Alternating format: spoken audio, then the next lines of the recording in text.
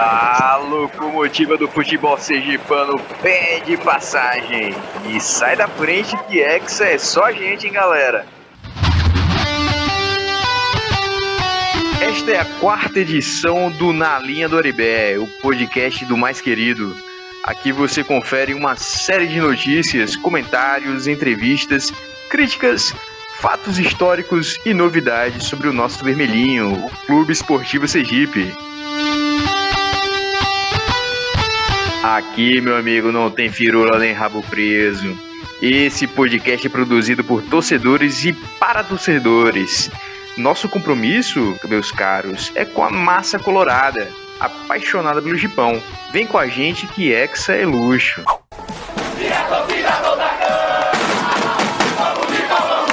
E aqui quem fala é Gustavo Tenório. E contaremos com a participação de Luiz Paulo Costa, Davi Tenório e com a participação especial do professor Luiz Eduardo Araújo.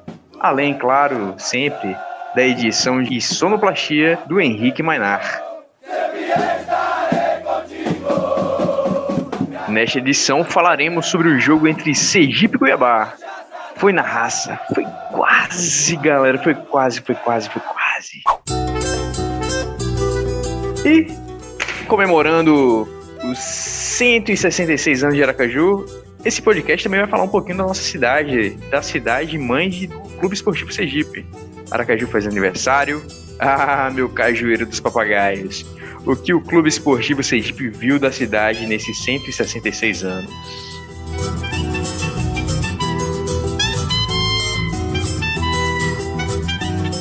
E é isso, galera. Vamos começando aqui a primeira pauta do podcast Na Linha do Aribé. Sergipe 0, Cuiabá 0. Que jogo, hein, galera? 9 casos de Covid. E a gente teve quem achou assim, pô, agora vai rolar uma goleada, será? E teve gente que acreditou até o final, né? Eu acreditei. Sergipe, ou teria sido Sergipe 0, Covid-9, hein? Pois é, galera. E aí, Davi? Que jogo, hein, cara? Vamos ver o que você achou desse jogo. Você tá inteiro? Diz aí. Rapaz, que jogo. Ontem, eu tava começando a criar expectativa ao longo da semana, né? Mas quando ontem veio a notícia dos 9 jogadores e do Foiane, eu já fiquei meio assim, meu Deus do céu, velho. Já fiquei meio desanimado pensando no podcast, como é que eu ia estar minha animação para essa gravação. Mas confesso a você que eu tô aqui bem animado. Primeiro, deu para ver que a gente tem algum elenco. Claro, 7 jogadores titulares não jogaram, né? E esses que jogaram hoje, jogaram com garra, com qualidade. Eu destaco muito o Joelson, acho que foi uma surpresa muito boa do jogo de hoje. Muito positiva, né, Davi? Positivo demais. A dupla de zaga passou um pouco mais de confiança, apesar de alguns momentos. Gostei. Apesar de alguns momentos, assim, de alguns escanteios que eles preferiram, que eu acho que... Calma aí, gente. Mas não deu tanto susto, né, como dessa vez.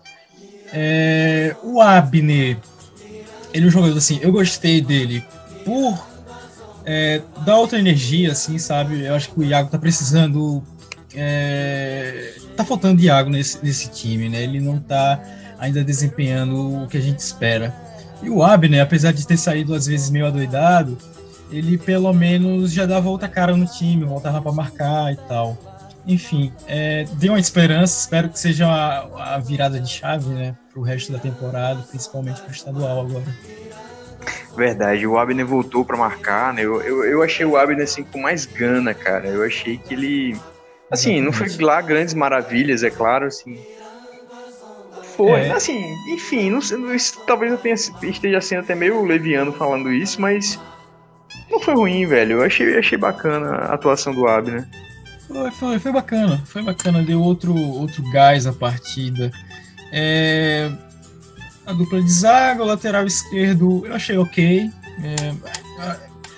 Eu acho que só ele precisa melhorar nos cruzamentos. Mas de resto, partidaça do Marcão.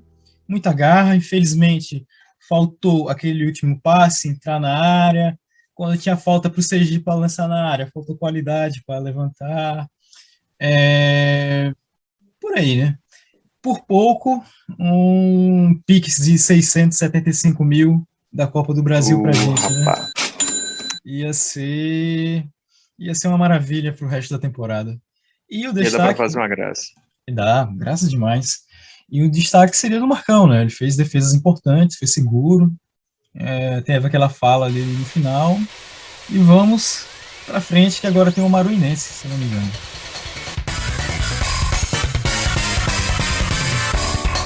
É isso aí, Maruinense, dia 31 ainda de março. O jogo que deveria ser contra o Confiança, né? A próxima partida, mas questões de calendário, né? E é contra o Maruinense. E aí, meu caro professor Luiz Eduardo, o professor das arquibancadas rubras. E aí, o que achou do jogo? Suas considerações? Arquibancada mesmo. Eu já vi você na arquibancada, cara. A gente não se conhecia, né, antes, mas de Instagram do Almanac do Gipão, sei que você segue a gente lá no Almanac. Sim. Já te conheço de redes sociais e eu já te vi também na arquibancada. Tá sentindo falta também, né? Demais, da minha cadeira cativa, né? Apesar que eu não sento em cadeira, eu fico em pé. Eu sempre assisto o jogo numa rampa que fica estrategicamente perto da cerveja, né? Então, assisto ali em pé, até vindo do tempo da geral, né? Porque alguns dos meus primeiros jogos eu assistia na geral junto ao meu finado tio que me levava também para o campo. Então você foi um geraldino, cara? Cara, veja, minha história, eu sou torcedor rubro desde 1986. Primeira partida que eu fui em Batistão fui para arquibancada. Depois tive uma mescla de... Agora, por que pareça, o primeiro jogo que eu assisti não foi o jogo do Sergipe, cara. Aliás, foi um jogo do Sergipe, mas foi levado pro meu finado pai que torcia pro outro time aqui da capital. Era o Vasco? Não, era uma segunda, terceira força que tinha na época aí na capital. Então deve ter sido o Cotinguiba, perdão. Foi uma quarta. Porque eu não falo esse nome. Então, por exemplo, eu não tenho isso nas pessoas, eu acredito nas pessoas, entendeu? Eu não tenho esse nome. Uma relação amorosa, eu não tenho isso nas pessoas. Eu acredito, né? Eu tenho fé, entendeu? E assim, foi Sergipe e Ponte Preta, Campeonato Brasileiro de 86, cara. Olha só. E meu pai torcia pro time, pro seu time e tal, só que ele me levou pro jogo errado, né, cara? Então, e ele não deu sequência, não me levou para mais nenhum jogo. Aí meu irmão e meu tio, que era irmão do meu pai, eles começaram a me levar para os jogos. E meu tio gostava muito, apesar dele ter condições financeiras, de frequentar as cadeiras, tá? Ele gostava muito da geral, velho. Então, ficava ali embaixo, exatamente embaixo de onde eu assisto os jogos hoje. Que beleza, cara. Aquela galera que às vezes sentava dando a bicicleta ali na geral, né? Sim, a galera chegava com a barra circular, barra forte, né? Botava ali. Pô, vi aquela galera da praia, que foi pra praia 8 da manhã, né? E o jogo era 5 da tarde, pô. Né? Então tinha essa coisa que pra mim, apesar de ser um cidadão de meia idade, vou colocar dessa forma, são registros memoráveis, né? Muito diferente de ter que assistir um jogo sentado hoje, velho, como se eu estivesse num teatro, entendeu? É verdade. Mas e o jogo de hoje, professor? O que você achou? Me diga aí, você com um cara que tem repleto de experiência. Cara. Eu me surpreendi, sinceramente, depois da notícia de ontem. Foi um baque para você? De água. Foi, cara. Ontem eu confesso que eu não desacreditei, né? Mas eu fiquei com um pé atrás, né? Eu não sei até que ponto, enfim, o calendário, essas exigências que permeiam essa coisa da realidade hoje são válidas, né? Mas, enfim, o time me surpreendeu, né? Eu sei que tem também a questão do incentivo, é um jogo que está passando nacionalmente, né? Você tá se mostrando para todo o mundo, não é? Não é para todo o Brasil, você está se mostrando para todo o mundo. Então, a Gana ali, o carrinho, aquilo toma uma valorização tamanha, né? Mas, quer queira, quer não, era um time adversário, momentaneamente falando, numa estrutura melhor, né? Considerando resultado aí do ano passado, a ascensão e tal. Financeiramente é outros 500 ali, né? Sim. Bota 500, né? Bota aí gente da soja, né? Então, a gente tem essa coisa do pois é, tem essa coisa da expectativa de ter chegado ali perto, né? Eu confesso que no decorrer do segundo tempo eu pensei, isso vai ser um jogo para 0-0, mas não vai não. Aos 48 a gente vai fazer um gol e tal, estilo aquele 4 de julho, né? Aí de outro dia. Mas... O piriri. Exatamente. O piriri que o outro time teve, né? Exatamente, né? O 4 de julho lá do Paulo Diniz, né? Da música lá. Mas eu me surpreendi. Marcão, assim, todo mundo é passível de erro, né? Enfim, teve lá a questão lá polêmica lá com o Marinense, mas desde 2012, a primeira vez que eu vi jogando aqui, não me surpreende a qualidade. Gostei muito do zagueiro, Pitt, né? Júlio Pitt. Achei muito simples, o papel do zagueiro é fazer a coisa básica. O lateral esquerdo, em relação ao que vinha sendo titular, eu acho que foi uma surpresa também, né? Pelo menos ali conseguiu dar conta, né? E o Doda tem uma qualidade, mas eu acho que ainda está precisando fazer aí um reparo em algumas finalizações, naquele passe final, mas de uma maneira geral eu gostei muito do time. É verdade, eu achei assim, claro que a gente, a segunda-feira, quando saiu o resultado dos testes de Covid, foi, como você disse, professor, foi um banho de água fria pra gente, né? A gente tava até, os boatos internos da galera que tá dentro do Sergipe, falava assim, ó, vai ter mudança. E a gente tava esperando ter uma mudança, né? A gente tava um pouco cansado daquele esquema tático do Sergipe no Campeonato Sergipano. É um Sergipe atrevido. E a gente ficou assim, caramba, velho, pode mudar pra melhor. Iria mudar. E mudou. Não como a gente, talvez como o próprio treinador pensasse que fosse, né? Mas por essas circunstâncias virulentas, né? Digamos assim, acabou mudando. Mas o time surpreendeu, cara. O time jogou com raça, foi aguerrido, teve as suas limitações, é claro, mas segurou o Cuiabá, né? No 0-0. Infelizmente, tinha que ganhar. E assim, um adendo, que a gente ficar falando isso, e a gente for falar isso com outras pessoas, vai dar impressão única e exclusivamente que é porque somos torcedores, e aí a paixão, né, a emoção faz com que traga isso pra gente.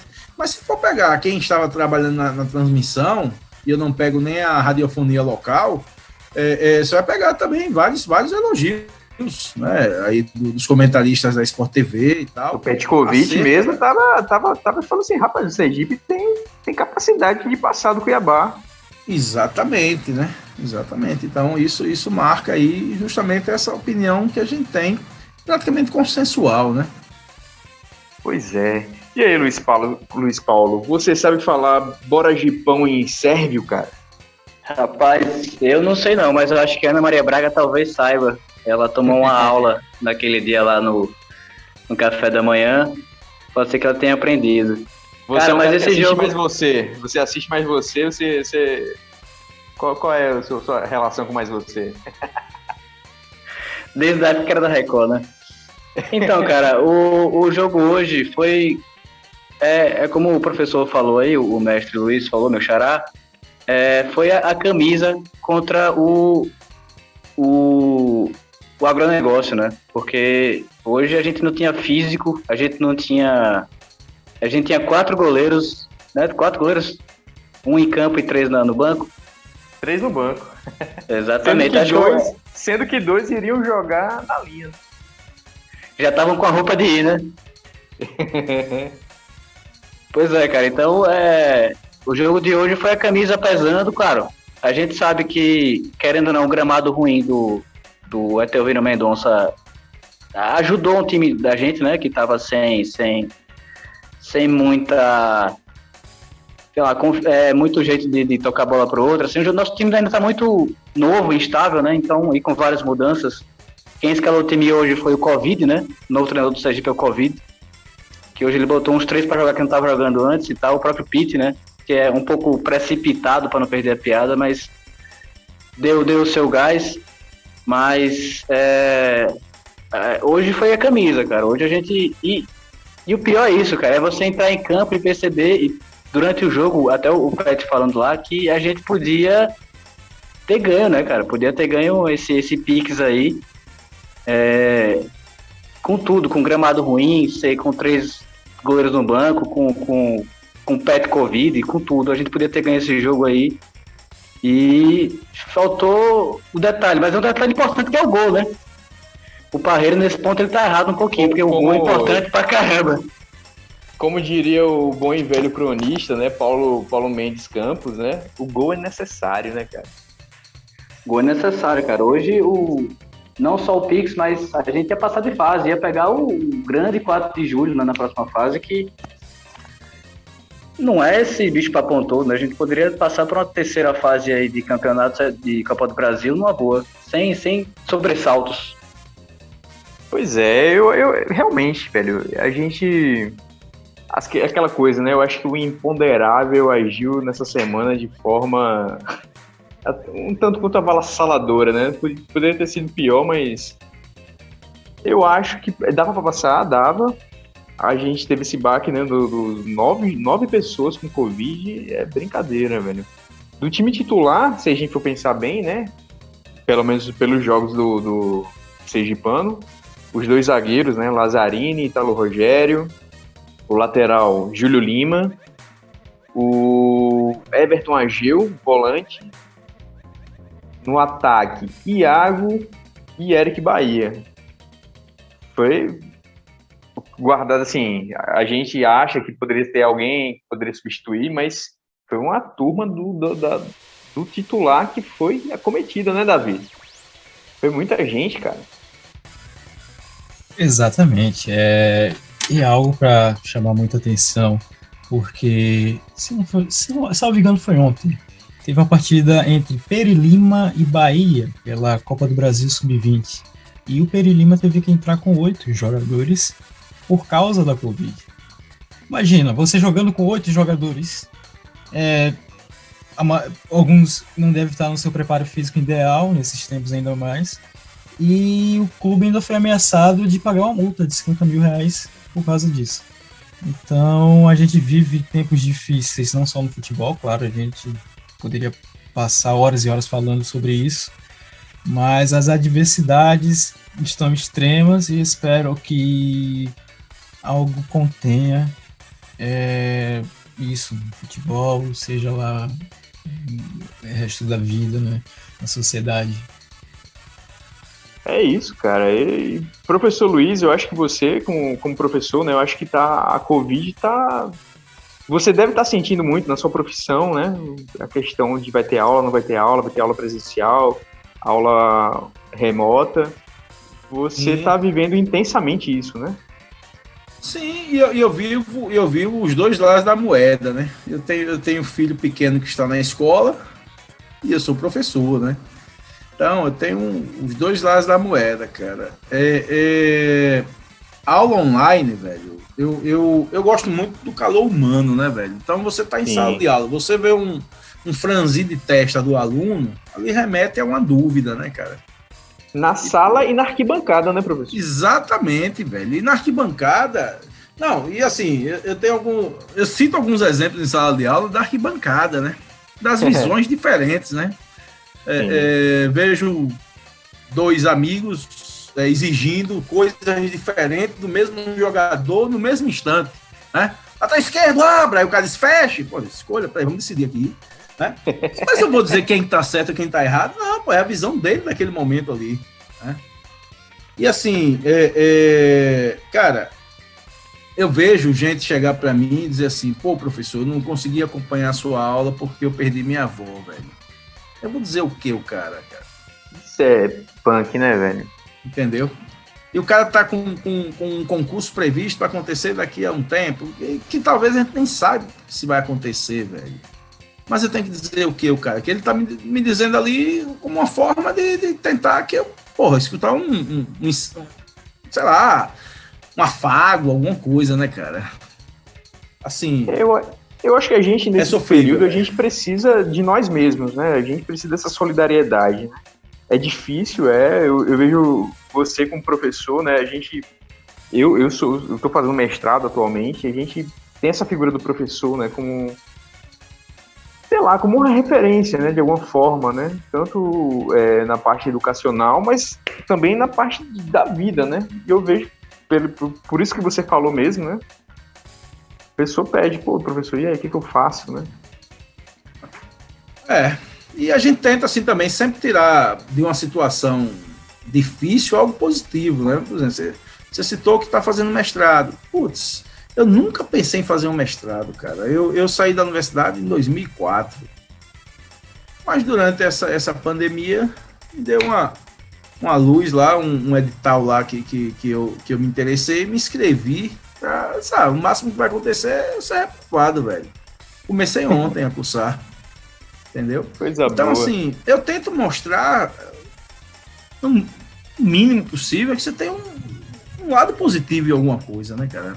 Só a gente ficar mostrando o ruim, não vai evoluir, cara. É verdade. E aí, Luiz, você viu a entrevista do Marcão? Eu, particularmente, assim, eu achei que botaram ele um pouquinho na fogueira, mas é um assunto que deve ser tratado, né, socialmente. Eu achei que ele se saiu bem, ele foi sincero, eu acho que é uma questão que merece ser discutida sim e merece ser ouvida todos os lados, né, cara? É muito delicado. O que você me diz? Rapaz, eu acho que a gente exige demais de jogador de futebol, velho. A gente joga no futebol muita expectativa nossa com relação à sociedade, sabe? O cara acaba de uma partida de 90 minutos com 7 caras que estavam... 9 caras estavam com Covid no time, e o treinador também. E você exige que o cara faça um relato sobre o panorama do Brasil, sabe? Algo tão importante assim, se você bota na mão de um cara que ele joga bola, não é a função dele.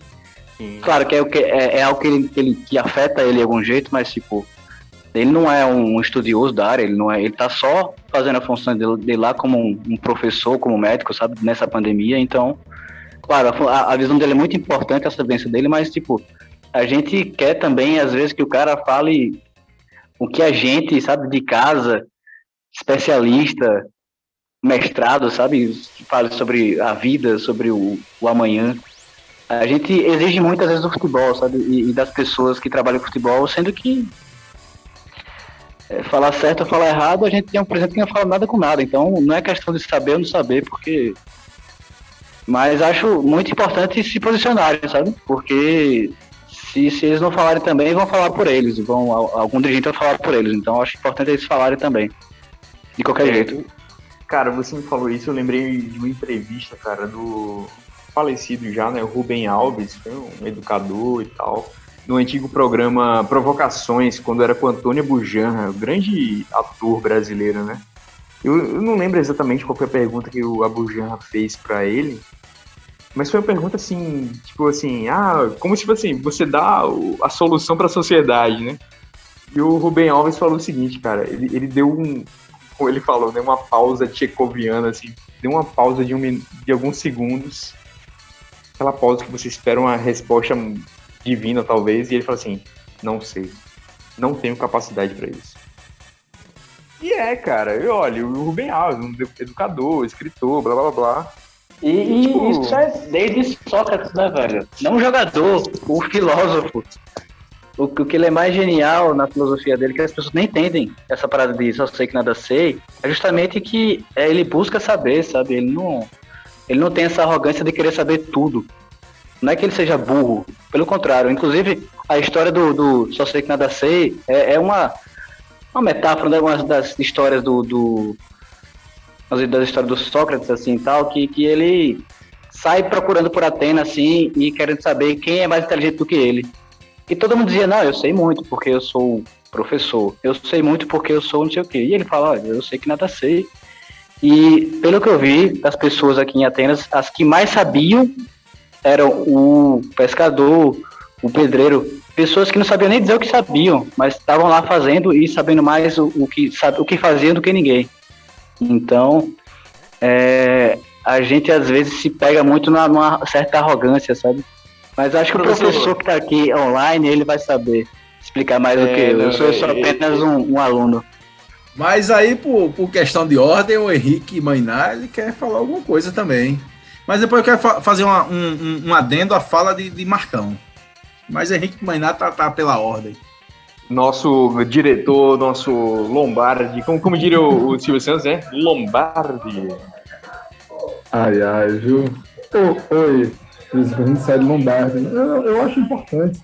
Eu concordo em parte com a fala de Luiz Paulo. Eu acho que há um quê de singelo na fala do Marcão e de honestidade na fala dele. E, assim, não é exatamente o que ele fala que é um problema, mas o quadro que se constata. O Marcão vira e fala, gente, o Lisca do América, né, tem todo o direito de falar, mas assim, quem vive na Série A e B ganha 100, 150 mil reais por mês. Aqui no Sergipe, a gente passou 4 meses sem ganhar porra nenhuma. E não é só a equipe, é preparador físico, não sei o que. Eu concordo com tudo que o Marcão colocou. O problema é que ele chega à conclusão que eu não concordo com a dele. Né? Que, na verdade, ele não aponta uma conclusão. Né?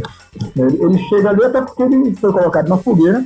E acho que o papel do repórter é colocar jogador na fogueira, mesmo por mais que de repente seja injusto. Eu não posso ir de encontro às prerrogativas da minha profissão. Eu acho que o papel do repórter é esse mesmo, sabe? Que alisa é assessor. O problema é quando há uma confusão entre reportagem, assessoria e geralmente da ansiedade. Agora, assim, beleza. Inclusive, eu acho assim, que os jogadores, né, sobretudo das séries, dos estaduais e tal, eles mereciam disputar, assim como toda a cadeia do esporte, disputar qualquer modalidade de auxílio emergencial. O problema é que tem uma CBF, o problema é que tem umas federações de futebol que estão cagando e andando. Então, assim, esse é o problema, sabe? Então, o problema da fala do Marcão é que ela tem uma potência, né, que tem algo de realidade. Né? Tudo que o Marcão está falando é muito real. O problema é que ele está falando algo muito real para chegar a uma conclusão que é a conclusão que o Bolsonaro chega. Quer dizer, não, velho, porra de auxílio emergencial, porra de Covid, sabe? Não pode ter isolamento, não pode... 10 jogadores do Sergipe pegaram Covid, paciência. E não é assim, né? Então, assim, muito respeito pelo nosso capitão, pelo Marcão, tenho muita admiração por ele, as posições dele são muito boas e tal, mas acho que a posição dele nesse momento, assim, baseado no contexto, poderia ser melhor. Se é cobrar muito do Marcão, não sei. É cobrar muito da equipe do plantel, não sei. Quero ouvir melhor vocês. Mas, assim, eu acho que isso tem que ser problematizado. Porque, tipo, hoje é o Foiane, o Ageu, o Lazzarini, amanhã é o Marcão. E se amanhã for o Marcão, depois de amanhã pode ser um Marcão entubado, que não volta mais. Sabe? A gente tá falando da vida das pessoas. Então, assim, é osso, é complexo, é chato, não é legal falar o que eu tô falando aqui. Né? Não é confortável, mas eu acho que um pouco mais embaixo, sabe? E no contexto que foi colocada a fala dele, né, infelizmente, acabou capturando o que há de mais negacionista, anti-ciência, sabe? Se arvora. Que é você pegar um aspecto da realidade, a ausência de perspectiva, e dizer assim, não tem distanciamento não. Né? Tipo, as pessoas têm que viver mesmo. Quem não tem que trabalhar? Todo mundo aqui tem que trabalhar. Jogador de futebol é trabalhador. Né? Peão, tem que ganhar o seu. O problema é que em condições você ganha o seu.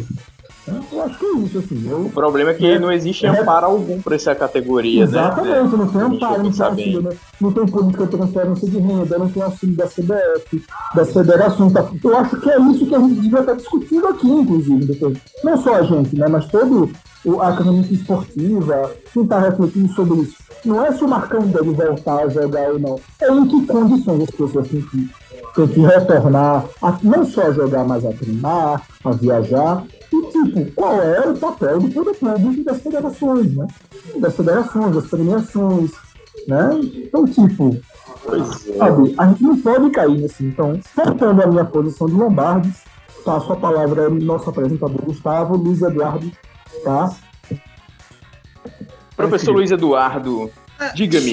Só um adendo ali na fala dele, que, assim, eu escutei atentamente a fala E o que me chamou a atenção também, além de tudo isso que o Henrique comentou, foi que ele falou ali uma coisa que, na verdade, já acontece, cara, há muito tempo, velho.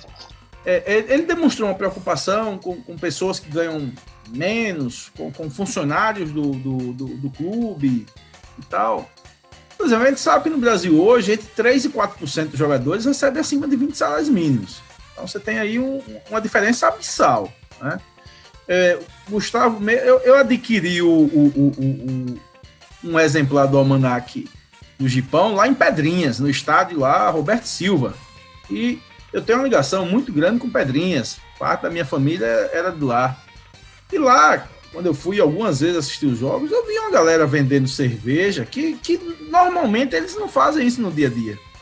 Então você tem uma cadeia produtiva atrelada ao futebol que está muito distante, por exemplo, desse calendário louco que se quer e já se imputou no modelo europeu, no modelo da CBF, considerando que a gente vive num país de uma dimensão enorme, de realidades completamente diferentes. Já teve o Campeonato Sergipano aqui de começar final de janeiro e 60% das equipes que participaram no final de fevereiro estavam de férias, mês de março. Né? Então, obviamente, além de tudo que chamou atenção na fala por conta aí do que o próprio Henrique comentou, tem essa situação que não tem sido dito rotineiramente mais, porque existe a coisa de você adequar o calendário. E você tem toda uma questão social por detrás da questão do futebol. Então era só esse adendo aí. Realmente. Os operários do estádio, né? Onde estão os operários do estádio? A moça do churrasquinho, o tio da cerveja, sim. Né? Tipo, a cara pessoa da bilheteria, o cara que toma conta do carro lá. Sim, tem toda uma cadeia, né? A gente fala muito assim do dinheiro que tá faltando da renda dos ingressos, né? Mas também o dinheiro que tá faltando no cara que vende a cerveja lá no Batistão, o cara da bilheteria, até o cara da segurança. Cara, olha tudo que envolve o futebol, né? Tudo que emprega o futebol. Pois é, galera. Esse Covid vai marcar a humanidade por muito tempo, viu? Como diria uma música do Milton Nascimento, né? Nada será como antes. Pois é, galera. E agora termina a primeira pauta, né? O primeiro bloco Na Linha do Aribé. Sergipe fez não, né? Foi 0-0 Sergipe com Cuiabá. Não passamos de fase, mas mostramos um futebol aguerrido, com muita garra, com muita determinação, e que é o que a gente espera na continuidade do Campeonato Sergipano e na Série D, né? Por que não?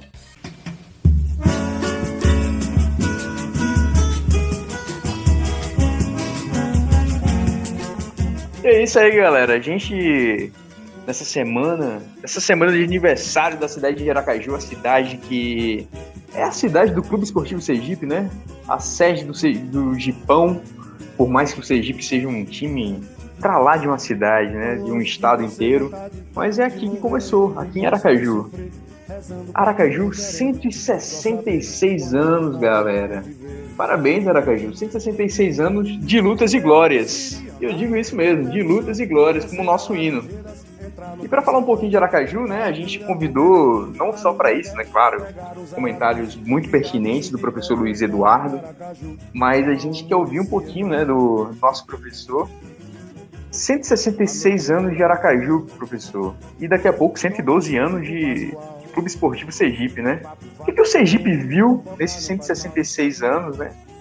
Não todos 166 anos, na verdade, né? Nesses quase 112 anos de Sergipe, nessa cidade. O que você me diz? Veja, antes de mais nada aí, agradecer o convite, cara, para participar, né? Aceitei de pronta esse desafio aí com essa bancada super competente, mas é necessário dizer que a história do Clube Esportivo Sergipe se mistura à história de Aracaju, né? Você não tem como dissociar. Não é que veio de meio século para cá, que veio do meados do século para cá, não. É primeira década, né, da década lá de 10, enfim. Então, o que o Clube Esportivo Sergipe viu e que participou foi de um crescimento efetivo da cidade. né? Entre outras tantas coisas, né? Viu, desenvolveu, contribuiu. Tanto se fala de futebol sergipano, teve o dedo, teve a perna, teve a cabeça do Clube Esportivo Sergipe lá, nesse desenvolvimento aí do nosso futebol hoje, né? Então, não é quem cai de paraquedas aí, porque só busca a informação em algum grupo de futebol sergipano, que está lá desde jovens de 8 anos a mais idosos e tal, que o cara vai dizer, não, olha, seu clube não tem história, né? Enfim, aliás, eu tenho até uma ressalva com quem normalmente diz isso, quer seja história ou geografia, né? Quando alguém diz assim, Sergipe, o estado de Sergipe, em 2 dias alguém vem de fora, conhece o estado todo, eu chego... meu resto de cabelo fica arrepiado para querer discutir, mas eu me controlo. Então, é toda uma história, né? O Clube Esportivo Sergipe sendo um dos fundadores das modalidades esportivas no estado de Sergipe, entre outras coisas, visualizou, por exemplo, guerras mundiais, Segunda Guerra Mundial, que Aracaju também foi alvo aí. Então você tem diversas passagens, né?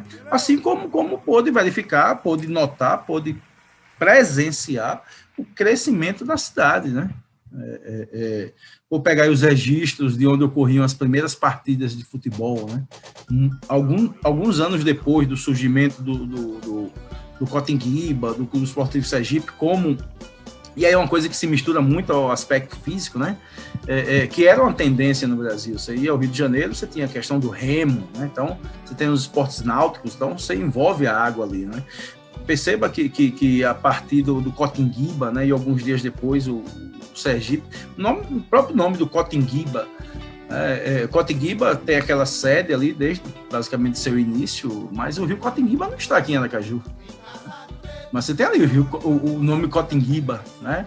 É uma curiosidade que até uma boa parte aí do início do século XX se pensava que o rio Sergipe era o rio Cotinguiba, né? Até se chegar a estudos mais precisos que na verdade Cotinguiba era um afluente do rio Sergipe.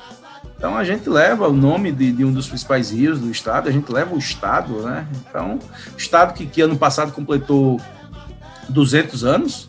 Sim, foi uma grande efeméride, né?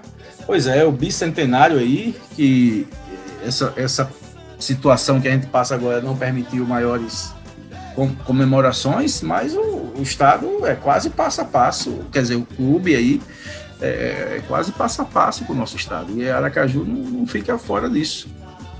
É curioso, né, cara? Eu fico imaginando quando o Sergipe surgiu, né, em 1909, que era Aracaju em 1909, né? O espetáculo, assim, o grande barato da época, né, em 1909, era ver as regatas, né, entre Sergipe e Cotinguiba no Rio Sergipe. Não sei se era exatamente assim, né? Mas eu imagino a galera, também não sei se tinha aquela mureta no Rio Sergipe, ali no antigo bairro da Fundição, né? Hoje, bairro São José. A galera assistindo, né? O remo, as regatas do Sergipe. Davi, que eu sei que é um grande pesquisador de ir em arquivo público e conferir, procurar em jornais, né, o que aconteceu naquela época, né, Davi? Você conta um pouquinho da sua experiência de pesquisador em jornal antigo, né, em arquivos públicos. Bem, eu queria começar pegando os pontos interessantes que até o professor falou, né, como o clube se mistura com o espaço físico da cidade, né, tem a questão dos rios, e tem uma coisa interessante, assim, que o futebol surge, e outro ponto que você falou, Gustavo, como era Aracaju era uma cidade de 35 mil habitantes, então você imagina o que fazer no final de semana em Aracaju, né? E aí vem o remo, vem aquele fluxo de pessoas para a rua da frente, vem o futebol, nessas pesquisas, quando eu fui pesquisar sobre o primeiro jogo, o próprio jornalista fala, tipo, os bondes extras indo para a Praça Pinheiro Machado, que é a atual Tobias Barreto. Isso já muda a configuração da cidade, né? Há um objeto, há um espaço que move o fluxo da cidade. E há um novo elemento, há um novo aparelho geográfico, não sei se geográfico, assim, um aparelho urbano, né? Caso um aparelho esportivo, que muda espaço físico e toda essa rotina da cidade. Então, o Sergipe vai ter muito isso. Transforma o bairro São José, inclusive, eu estava conversando meses atrás com um ex-jogador chamado César, nos anos 60. O pai dele foi também um ex-jogador famoso, chamado Pirricha, na década de 40. E foi Pirricha, que é o nome, acho que, de algum crustáceo, ele me falou. Ele foi presidente do Sergipe na época que o Sergipe tinha o terreno que hoje é o IAC. E ali ele falava, o Sergipe foi fundamental para a expansão daquela região ali, que a cidade terminava ali. E tipo, o próprio IAC, ele até me mostrou não sei se é a ata da doação, enfim, que o que o clube acabou transformando, o que o esporte, junto com o clube, transforma a cidade, né? Essa questão do fluxo, essa questão do espaço físico, a cidade que vai crescendo em torno desses aparelhos. Mesma coisa que vai acontecer com o Batistão. O Batistão ali não havia nada, ele abre um canal. Hoje tem uma feira no Batistão, que é importante ali na região. Então, o futebol e o Sergipe tem muito disso. Sergipe presenciou a história da cidade, né, cara? Exatamente. As pessoas, o cotidiano muda. O futebol é uma das maiores manifestações, se não a maior manifestação cultural social do século XX, eu acho, no Brasil. Porque ela muda completamente as cidades, ela muda praticamente tudo. Questão midiática, questão econômica, social. E o Sergipe tem um papel fundamental nisso. Você vê até quando se constrói João Hora, quando há essas partidas. A partida eu acho que quando o Sergipe enfrentou o Santos de Pelé, também foi um grande acontecimento na cidade, né, cara? Foi um grande marco. E você me fez até lembrar quando o Sergipe trouxe Arthur Friedenreich para Aracaju. Isso em 1933, se eu não me engano. E eu achei no jornal da Biblioteca Nacional a matéria sobre Friedenreich em Aracaju. Isso de um jornal do Rio de Janeiro. O Friedenreich foi o primeiro grande jogador, assim, grande estrela futebolística nacional, né? Primeira grande estrela. E há uma foto da Fausto Cardoso completamente lotada, assim, bem cheia, não vou dizer completamente lotada, mas para alguma cidade pacata. Ele veio para jogar pelo Sergipe, no antigo Adolfo Hollenberg, e você vê como isso mexeu, isso transformou o cotidiano, né, das pessoas a partir do futebol. Inclusive, me permita, a própria citação ao Adolfo Hollenberg, que foi uma exigência a partir do crescimento do futebol, né? Que o Sergipe está inserido diretamente nesse processo de crescimento. E veja, perceba que você falou aí, a Praça Fausto Cardoso, né? Estava lotada, era um dos locais de disputas de futebol, que também a Praça Fausto Cardoso, né, durante o século XX, teve muita importância no cenário político, né, a Praça dos Poderes, né, que você vai ter também uma referência à Praça Fausto Cardoso lá no Sebastião Pirro, né, na questão do tabuleiro de xadrez. Então veja que tudo se entrelaça, né? Se você vem para a década de 60, você vai pegar o estádio estadual, né, anterior ao Batistão, né? Você pega imagens da cidade já como Batistão, você percebe que mesmo na década de 70 a cidade ainda é tímida, é um crescimento tímido. Então você pega uma imagem, por exemplo, da nossa entrada do Batistão na década de 70, uma imagem de uma parte alta, você vê a imagem da entrada do outro time da capital aí, que praticamente você não tem construções. Você tem água e areia, né? E aqui a gente faz uma citação na década de 70. Então, você tem, de fato, uma ligação forte do esporte e o Clube Esportivo Sergipe inserido nisso. Mas também na questão atrelada, você citou do jogador, mas a gente pode buscar lá os jogos internacionais. Exatamente. A gente pode buscar na década de 60 a excursão de times do Rio e de São Paulo, sobretudo do Rio, vindo para cá. O Bangu, né, por exemplo, né, que a gente é conhecido como derrubador de campeões, porque a gente derrotou o Bangu. E era o grande campeão carioca da época, né? Da década de 50 ou 60, eu não lembro exatamente. Outra coisa 60, muito 66. Outra coisa que eu lembrei, assim, não só o futebol, né? A gente pode lembrar do carnaval, como eram os carnavais aqui em Aracaju, né? Dentro dos clubes, tanto no Sergipe, no Vasco, no Timbiba. Então, é o papel que o clube desempenha ao longo desses anos da cidade é bem amplo, né?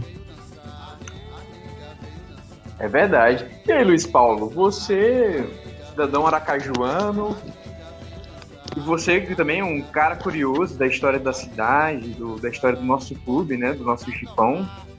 166 anos de Aracaju. Diga aí, você tem 166 anos também, não? Rapaz, eu tenho 33. Se quiser eu repito.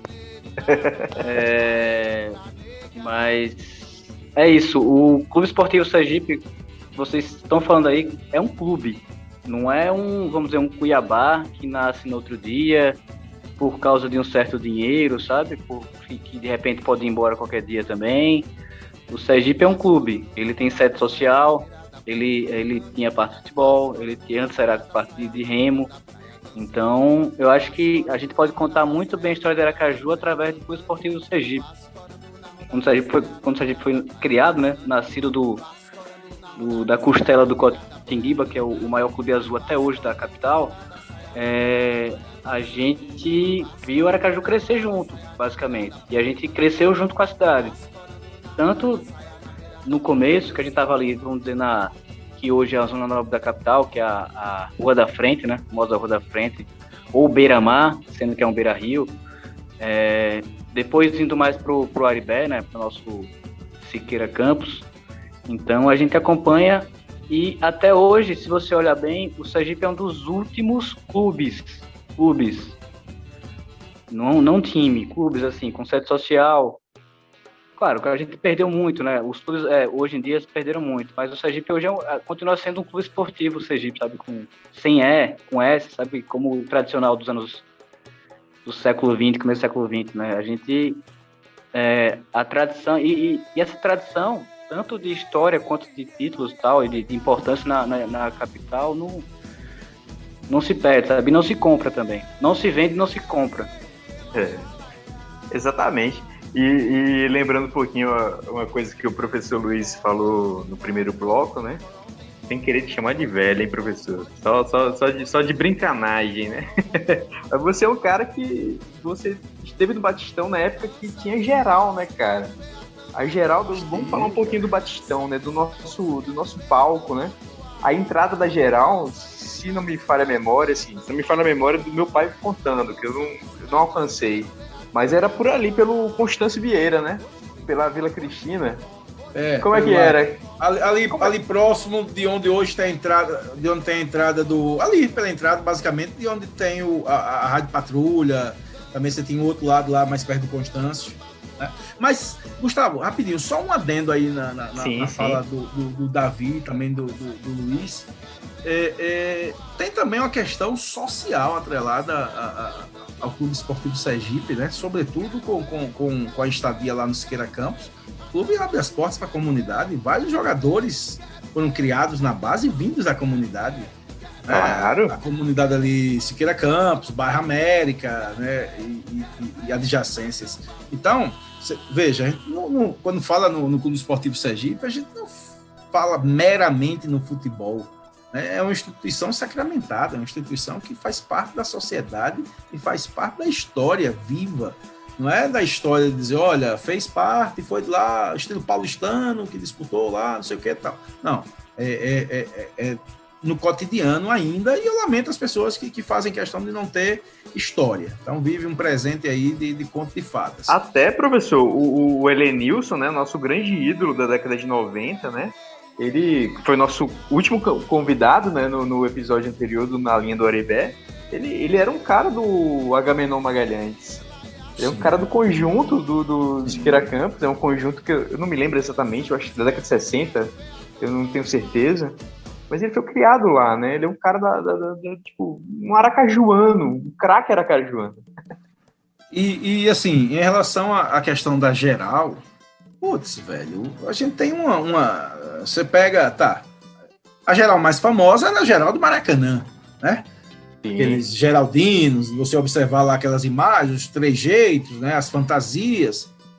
Mas uma coisa que eu notava aqui era uma mescla de pessoas que tinham condição de ficar em qualquer parte do estádio, Sim. né? Ficando na geral, né? Mas ao mesmo tempo, uma coisa, cara, sinceramente, velho, se eu tivesse o poder, nunca teria acabado, velho. Eu não digo, não é apenas pela questão saudosista, não, é por uma questão de inclusão social, pô. Cara, você pegar um jogo Sergipe e Dourense, bro, um ingresso a 40 pilas de um torcedor que ganha um salário mínimo na formalidade, que ele vai levar a esposa, né? É surreal, né? E você termina não ofertando um outro acesso ali ao estádio. Então, a pessoa está disposta a assistir. Mas são exigências que vêm de cima para baixo, cara, e se coloca como se a realidade fosse igual para todo mundo, se fosse uma coisa homogênea, se fosse uma coisa uniforme.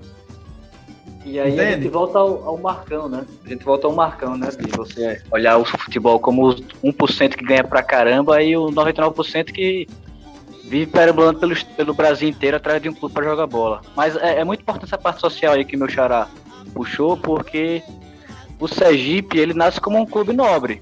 A gente pensava que são clubes de remo no século XX, no começo do século XX, um time nobre, da nobreza sergipana, que, enfim, tinha tanto dinheiro que dava tempo até de pegar um barquinho, né, e disputar a corrida no antigo Rio Sergipe. Mas o Sergipe, ele faz parte tanto da história do estado e da capital que ele vai para o centro, né? Ele vai para o Siqueira. Ele vai para o bairro que até o nosso editor Henrique Mainassi sabe muito bem, que é o bairro perto de Quilombo, é o bairro que tem terreiro, sabe? A gente... É um bairro que foi construído, né, Luiz Paulo, por retirantes da seca que vinham para a capital e por recém-libertos da escravidão. O Aribé, eu acho isso muito simbólico para o nosso clube, né?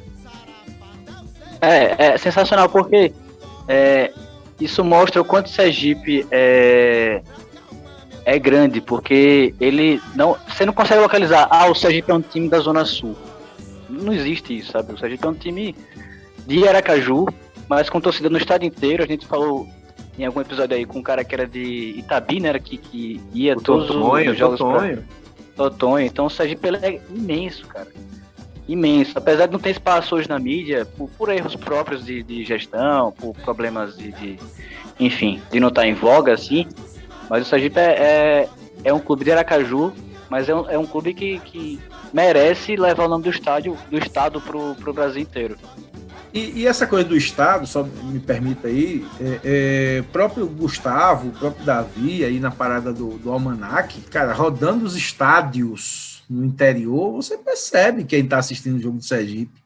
O orgulho de alguns cidadãos de estar vendo ali. Pode ser em Itabaiana, pode ser em Pedrinhas. Se em Pedrinhas vai ter gente de Lagarto, vai ter gente de um pouquinho de distância. E você nota assim, a satisfação de estar assistindo ali, né? E é uma coisa marcante, né? Não, e a gente, assim, eu e o Davi, né, nós somos irmãos. Meu pai é de Japoatã. Meu pai era do povo, não é nem do município de Japoatã, é de um povoado de Japoatã. E o que ele escutava na rádio era o Clube Esportivo Sergipe. Então, o Sergipe chegava nos interiores, nos povoados, como nas bibocas do Brasil profundo, no Sergipe profundo, né, melhor dizendo, e se expandiu. Eu acho assim, eu acho formidável. A história do Sergipe é curiosíssima, cara. E confunde não só com a gente estar celebrando o aniversário de Aracaju, mas com o estado mesmo, né, Davi? Exatamente, o clube adentra o estado. Já vi várias matérias antigas de marinetes que saíam de Capela, que saíam de Lagarto, que saíam de O que é uma marinete, Davi?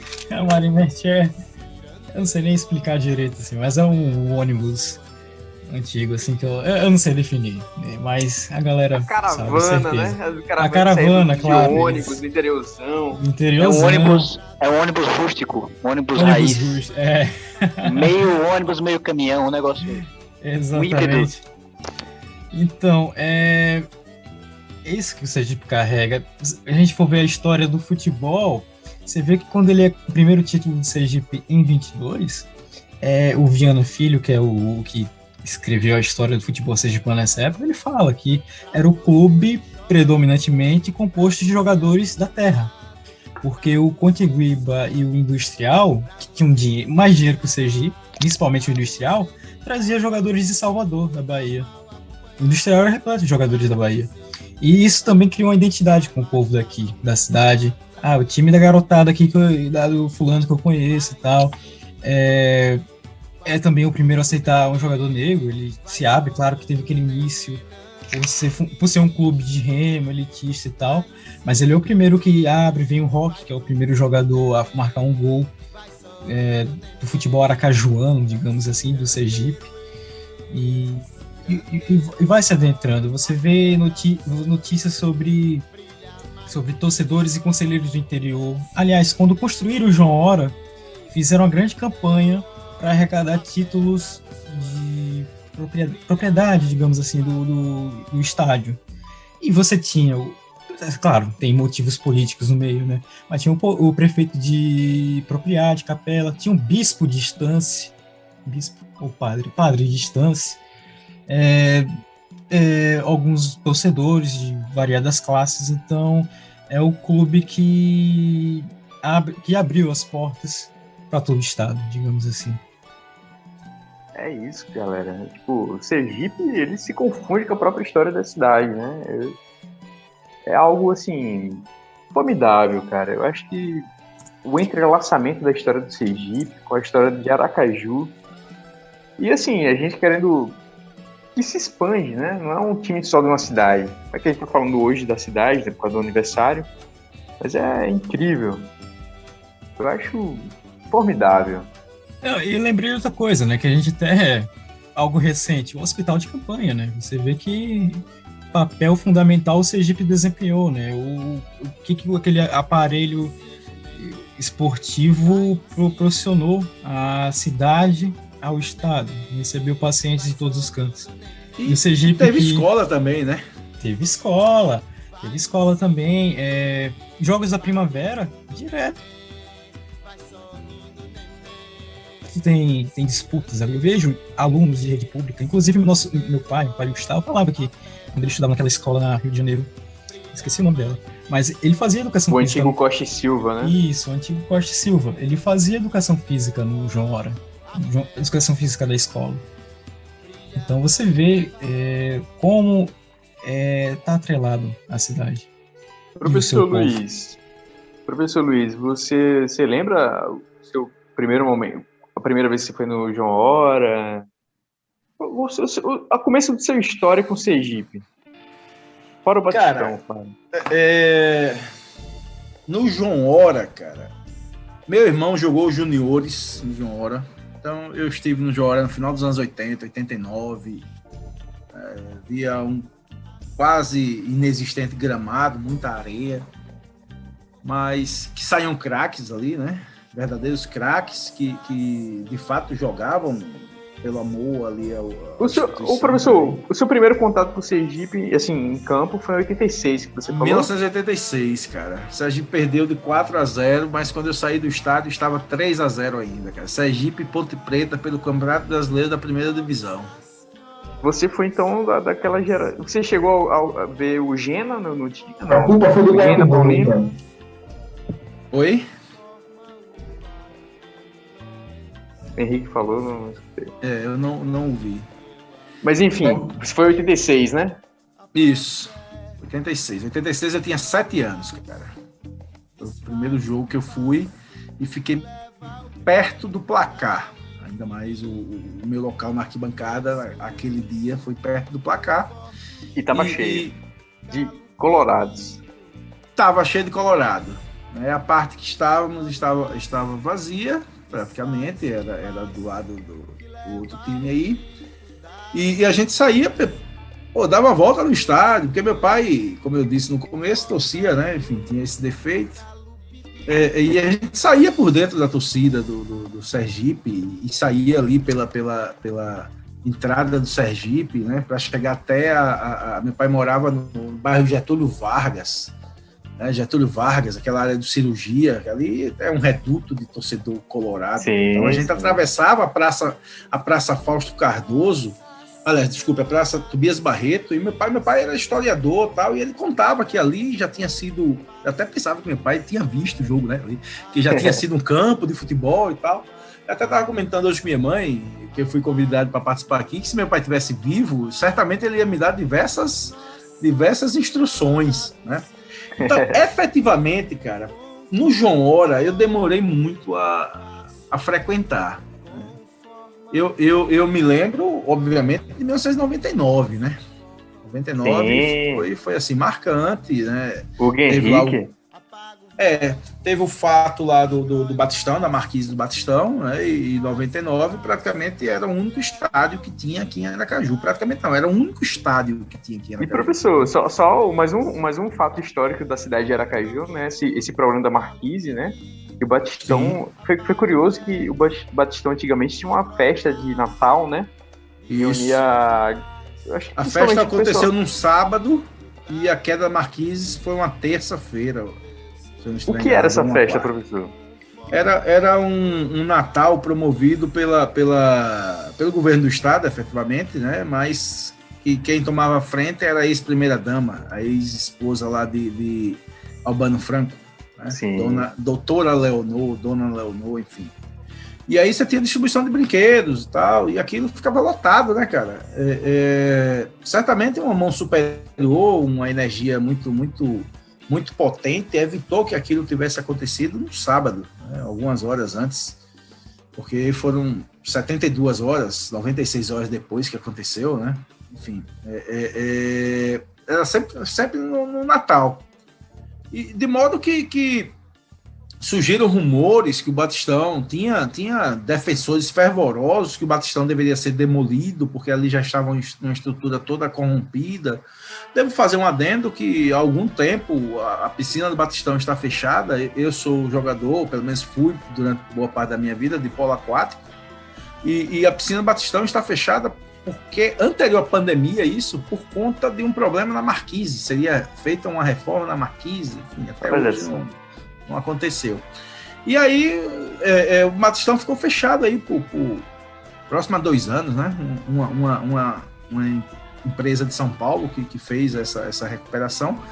Foi na minha visão, não tinha, assim, eu não sou engenheiro, obviamente, mas por tudo que se comentou na época, não havia uma necessidade, porque se falava muito em derrubar o Batistão e ceder um regime de uma PPP, né? Não sei se dava o nome ainda à época, mas se fazer uma permuta com terrenos do Estado e ali se construir, e uma construtora construir um estádio lá atrás da rodoviária, no que hoje se chama centro administrativo, né?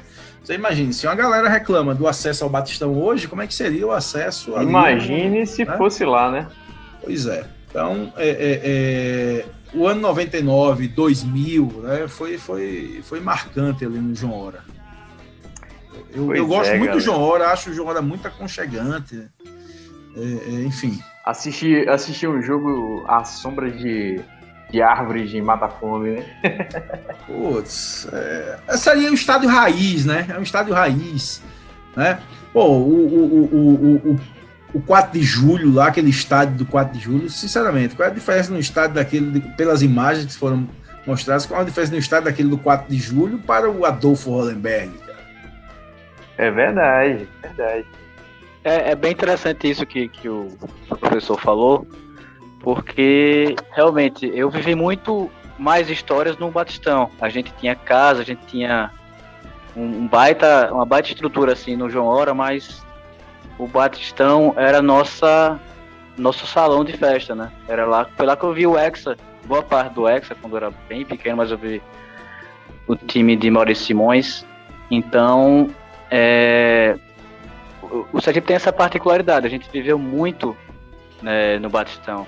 Então, a gente tem casa, mas a gente viveu boa parte da nossa história, assim, dos mais gloriosos no Batistão.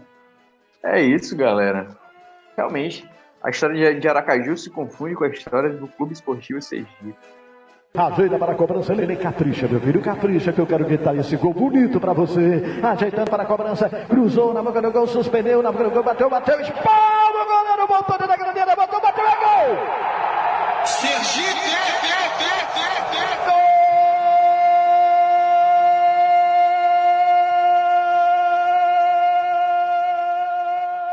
Pois é, galera, e é isso. 166 anos de Aracaju, 111, quase 112 anos de Clube Esportivo Sergipe.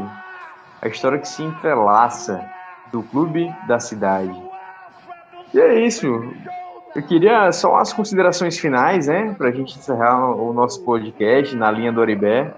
Na linha do Oribé, a linha que é a linha férrea da Ferrovia da Leste, né? A gente não escolheu o nome à toa, né? O João Hora está em frente a essa linha férrea, que também fez parte da história da cidade. E eu convido mais uma vez o professor Luiz Eduardo para dar suas considerações finais nesse podcast, nessa efeméride. Cara, agradecer aí o convite, né? Debate aí, conversa muito proveitosa, e reafirmar a importância do Clube Esportivo Sergipe enquanto instituição. Eu não me refiro a time. Times são passageiros. A gente pode citar aqui Hexa, você pode pegar o seu pai, e o seu pai vai citar o time lá da década de 70, Ailton, não sei quem, vai fazer um relato. Se você vai pegar seu avô, alguém vai ter uma referência sempre do Clube Esportivo Sergipe, porque é uma instituição consagrada. Bons e maus momentos, todos passam, né? Mas o que é consagrado permanece.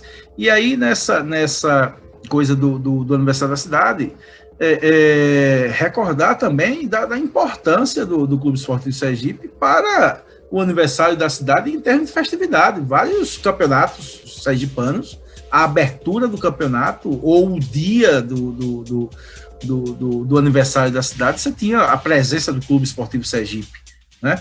E aí eu nem enveredo pelo aspecto da política, como é que era feito, mas você tinha a questão de portões abertos em alguns casos. Sim. Né? Você tinha atrativos o clássico, para crianças, né, da cidade. Exatamente.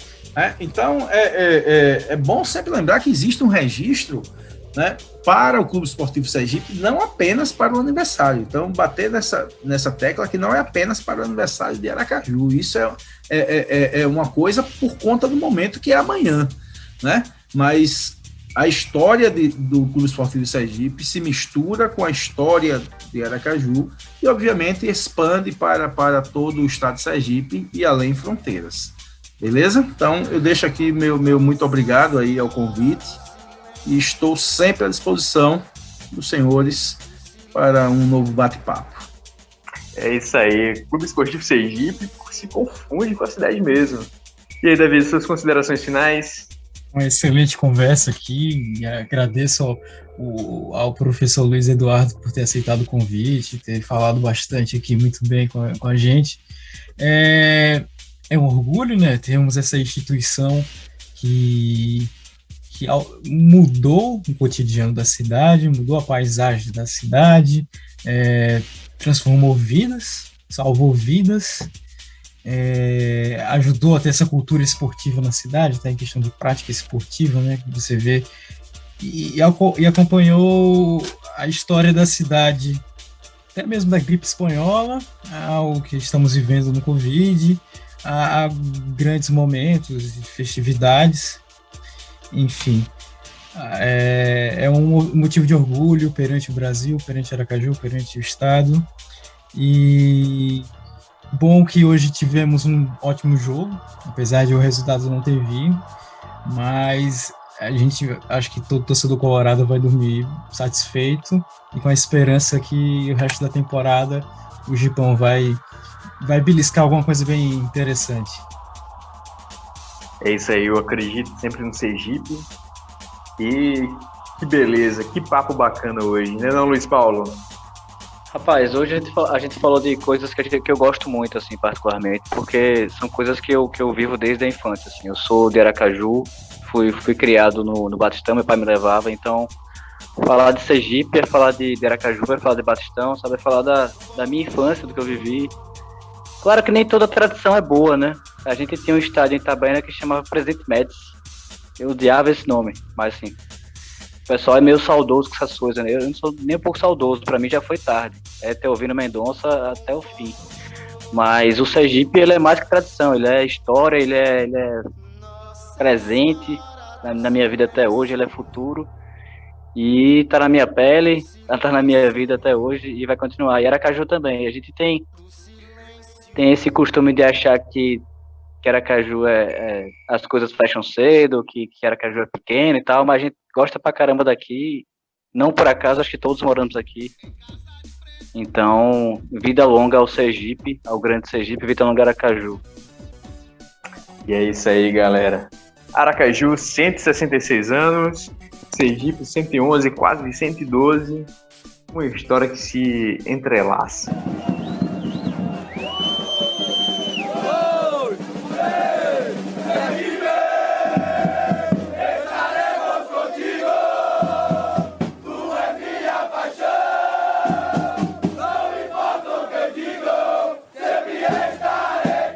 E esta foi a 4ª edição do Na Linha do Oribé, o podcast do mais querido. A gente agradece a todo mundo que nos ouviu até o final. Quem gostou, manda um alô, envia críticas e sugestões, que aqui é pra chegar todo mundo. Agora, quem não gostou de jeito nenhum, grita lixo e segue torcendo pelo Gipão. O Na Linha do Oribé é uma realização de torcedores e torcedoras apaixonados, com sangue no olho e muita disposição. O 4º episódio teve a apresentação de Gustavo Tenório, comentário de Luiz Paulo Teixeira, Davi Tenório e o convidado especial, o professor Luiz Eduardo Araújo, além, é claro, da edição e sonoplastia de Henrique Mainar. E vamos juntas e juntos, porque vocês bem sabem, meus amigos, 6 estrelas, que é luxo.